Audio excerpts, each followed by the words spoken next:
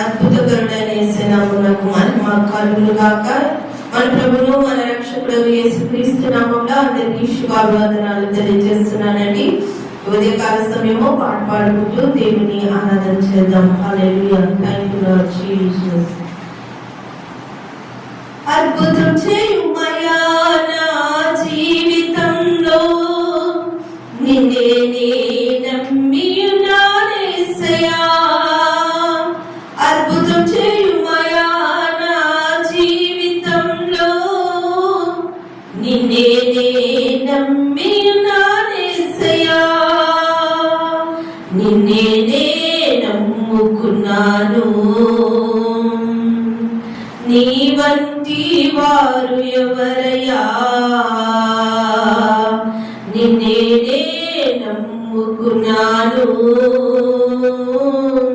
నీ వంటి వారు లేరయ్యా. నీవే ఏదైనా చేయాలంటూ నీ కార్యాలకై ఎదురు చూస్తున్నాను. నీవే ఏదైనా చేయాలంటూ నీ కార్యాలకై ఎదురు చూస్తున్నాను. తప్పక చేస్తావని నిన్ను నమ్మి, తప్పక చేస్తావని నిన్ను నమ్మి, నీ కరముపై దృష్టి ఉంచినానయ్యా. నీ ముఖముపై దృష్టి ఉంచినానయ్యా. అద్భుతం చేయుమయా నా జీవితంలో, నిన్నే నమ్మియున్నానేసయ్యా. అద్భుతం చేయుమయా నా జీవితంలో, నిన్నే నమ్మియున్నానేసయ్యా. నిన్నే నమ్ముకున్నాను, నీ వంటి వారు ఎవరయ్యా. నిన్నే నమ్ముకున్నాను, నీ వంటి వారు లేరయ్యా. హల్లెలూయా.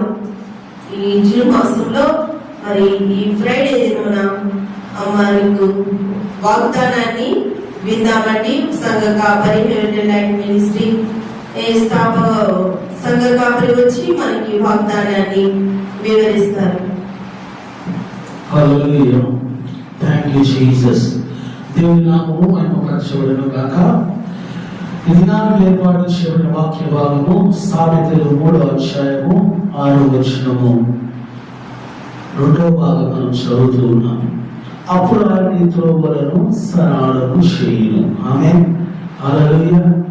ఇక్కడ రాయబడిన మాట మనము చదివినప్పుడు లేకపోతే ధ్యానించినప్పుడు దేవుడు మన త్రోవలను ఏం చేస్తాడట? సరళము చేస్తాడట. హల్లెలూయా.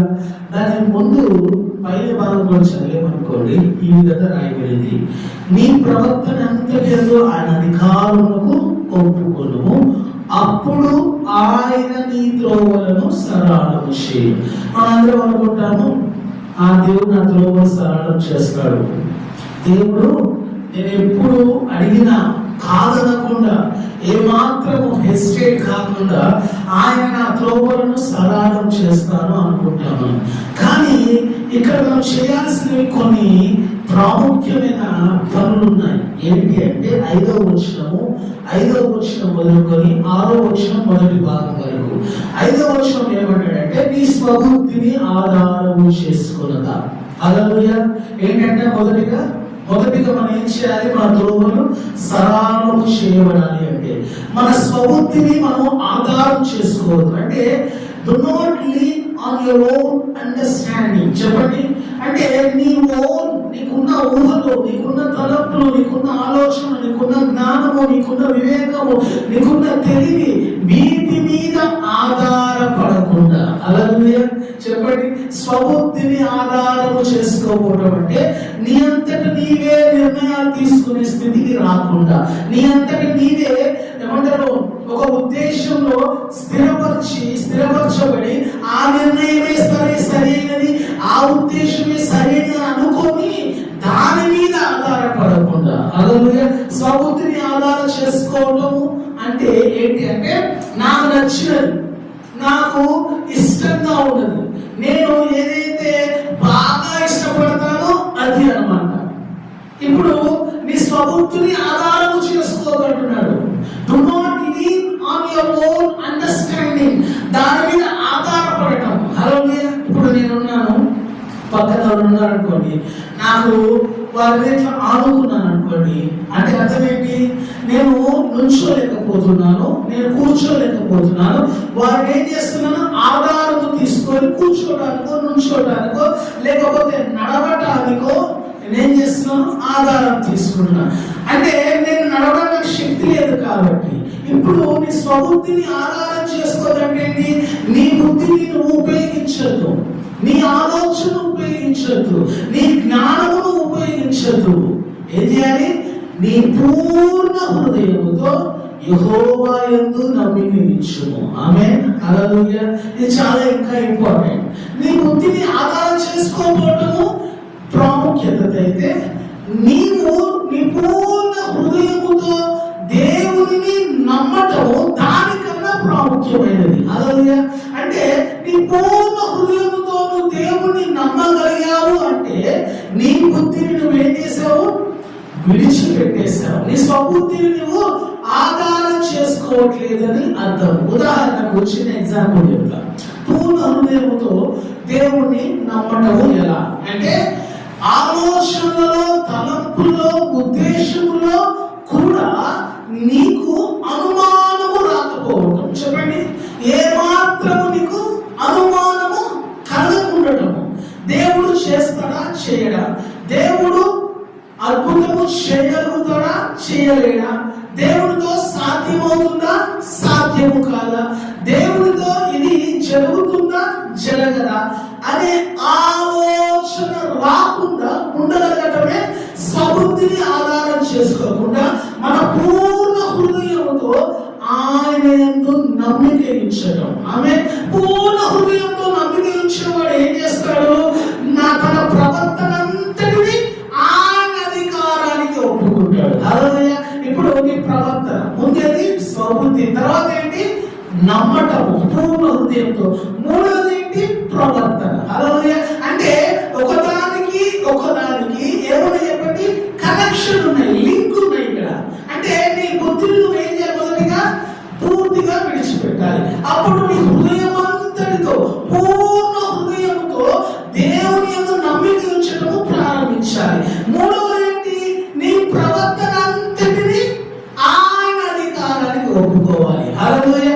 అంటే ఇప్పుడు మొదటిది నువ్వు చేసావు, రెండవది చేసావు, మూడవది నువ్వు చేయగలిగావు అనుకోండి. అంటే నీ ప్రవర్తనను ఆయన అధికారానికి అప్పగించుకున్నావు అనుకోండి, అప్పుడు ఆయన నీ త్రోవలు సరళము చేస్తాడు. ఆమేన్. హల్లెలూయా. అంటే నీ ప్రవర్తన అంటే ఏంటి? నువ్వు జీవించే విధానం. హల్లెలూయా. Your life style, your attitude, నీ వైఖరి. హల్లెలూయా. అంటే నువ్వు దేవునిలో నీ వైఖరి ఎలా ఉంది? వైఖరి చూపిస్తున్నావా దేవుడి దగ్గరకు వచ్చి? చాలా మంది దేవుడి దగ్గరకు వచ్చి వారి యాటిట్యూడ్ చూపిస్తూ ఉంటారు, తన ప్రవర్తన కనపడుతూ ఉంటుంది. అంటే నేను చాలా జ్ఞానవంతుడిని, నేను చాలా తెలివిగలవాడిని, నేను చాలా బుద్ధిమంతుడను, చాలా బలవంతుడను, చాలా ఐశ్వర్యవంతుడను అని వారి ప్రవర్తనలో కనపడుతుంది. అంటే యాక్షన్స్ లో, వారు నడిచే నడవడిలో కనపడుతుంది, వారు కూర్చునే విధానంలో కనపడుతుంది, వారు మాట్లాడే మాటల్లో కనపడుతుంది, వారు చేసే పనుల్లో కనపడుతుంది. ప్రవర్తన అంటే అది అర్థమవుతుందా? నీ ప్రవర్తన నీ బుద్ధిలో నుండి, నీ హృదయంలో నుండి బయటికి వచ్చేది. ఈ హృదయంలో నుండి ఆ మనస్సులో నుండి హృదయానికి, హృదయంలో నుండి యాక్షన్ లోకి, అంటే కార్యంలోకి కనపడేదే ప్రవర్తన. నీ హృదయంలో లేదనుకోండి, నీ మనసులో లేదనుకోండి, అప్పుడు ఏం చేయాలి? క్రియల్లో కనపడదు. ప్రవర్తన అనేది క్రియల్లో కనపడుతుంది. హల్లెలూయా. అంటే నీ బుద్ధిని ఏం చేయాలి? ఆయనకు అప్పగించుకోవాలి. నీ స్వబుద్ధిని ఆధారం చేసుకోవటం కాదు, నీ స్వబుద్ధిని ఆయన అధికారం కింద ఒప్పుకోవాలి. హల్లెలూయా. నీ క్రియలు దేవునికి అనుకూలంగా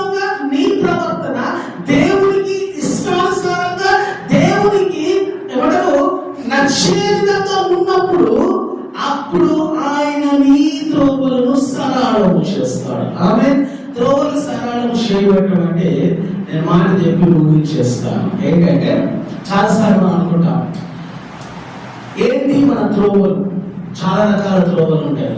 చెప్పండి, ఎన్ని రకాల త్రోవలు ఉంటాయి? చాలా రకాల త్రోవలు ఉన్నాయి. అందులో ఒకటి ఏంటంటే పాపము సంబంధించిన త్రోవ. అలాగే చెప్పండి, లోకానుసారమైన త్రోవ. అంటే ఆ లోకానుసారమైన త్రోవలో దేవుడు నీకేం చేస్తాడు? మార్గమును సరళము చేస్తానన్నాడు. త్రోవను సరళం ఆ త్రోవలో నీకు ఏమవుతుంది? సరళము చేయబడుతుంది. అంటే ఒక ఓపెన్ అవుతుంది డోర్ లాగా. ఒక ఏమంటారు, ఎలా చెప్పాలి, ఇది మీద చెప్పవచ్చు. ఏంటంటే మనం డ్యామ్ తెచ్చామనుకోండి, గేట్స్ ఏమవుతుంది? నీళ్ళన్నీ కిందికి వస్తున్నాయి కదా. అలాగే అంటే డ్యామ్ క్లోజ్ చేయబడింది అనుకోండి, నీళ్ళు కిందికి వస్తే రాదు. అంటే డ్యామ్ ఓపెన్ చేసినట్టు దేవుడు నీకు ఏం చేస్తాడు? డోర్స్ ఓపెన్ చేస్తాడు, నీటి ప్రవాహం వచ్చినట్టు. అలాగే అంటే ఆ జీవ జల నదులు, లేకపోతే ఆకాశం నుండి కుమ్మరించబడే ఆ వర్షము ఆ త్రోవలో ఉండబెడుతుంది. ఆమేన్. హల్లెలూయా. ఆ త్రోవలో నీకు ఆశీర్వాదం ఉంది. ఆ త్రోవలో నీకు దీవెనలు ఉన్నాయి. ఆ త్రోవలో నీకు ఫలములు ఉన్నాయి. ఆ త్రోవలో నీకు అభివృద్ధి. ఆ త్రోవలో నీవు వర్ధిల్లించబడతావు. ఆ త్రోవలో నీవు హెచ్చించబడతావు. ఆ త్రోవలో నీవు కనపరచబడతావు. ఆమేన్. ఈ మాటలు నెరవేరుస్తే నీ జీవితంలో ఈ 3 కార్యాలు చేయి, అప్పుడు నీ త్రోవలు ఏం చేయబడతాయి అంటే సరళం చేయబడతాయి. ఆమేన్. ఒకసారి మనం గమనిద్దాం. ఇశ్రాయేలు ప్రజలందరూ యోర్దాను అవతల ఉన్నారు. ఎక్కడ ఉన్నారు? వారందరూ ఎప్పుడైతే మందసం తీసుకున్నారో యాజకులు, ఆ మందసం తీసుకున్న యాజకులు పాదాలు ఆ యోర్దాను నది ఏరున నీటిని తాకగానే ఆ నీరన్నీ పైకి వెళ్ళిపోయి ఏకరాశిగా నిలిచినాయట. త్రోవ వారికి ఏం చేయబడింది? కనపరచబడింది, సరళము చేయబడింది. వారు దాని గుండా వెళ్ళటానికి, దాన్ని దాటి వెళ్ళటానికి దేవుడు త్రోవను సరళము చేశాడు.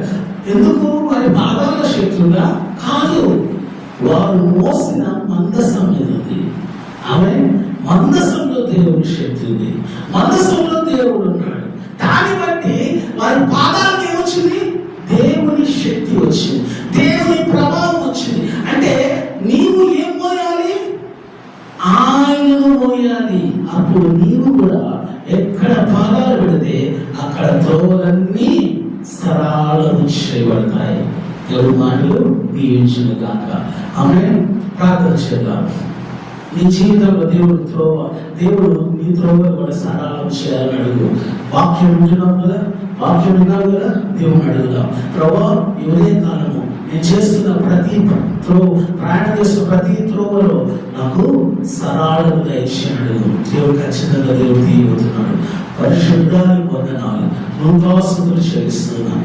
ఈ వాక్యాన్ని బట్టి, నీ సత్యాన్ని బట్టి వందనాలు. నీ స్వబుద్ధిని ఆధారం చేసుకోగలుగుతున్నావు. నీ పూర్ణ హృదయంతో యెహోవాను నమ్మకించమంటున్నావు. నీ ప్రవర్తనంతటిని ఆయన అధికారం ఒప్పుకోమన్నావు. అప్పుడు ఆయన నీ త్రోవలు సరళము చేయంటున్నావు. ఈ మాట విన్న మేమందరము ప్రభావ ఈ వాక్యాన్ని మా జీవితంలో అనుసరించడానికి, ఈ వాక్యాన్ని మా జీవితంలో తండ్రి ప్రభావ ప్రవర్తించడానికి సహాయం చేయండి.